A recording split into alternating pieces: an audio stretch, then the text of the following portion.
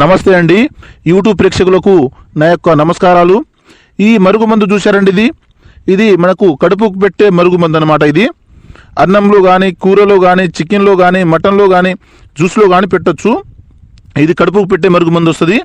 దీనివల్ల ఎటువంటి side effect ఉండదు, ఎటువంటి ఇబ్బంది ఉండదు.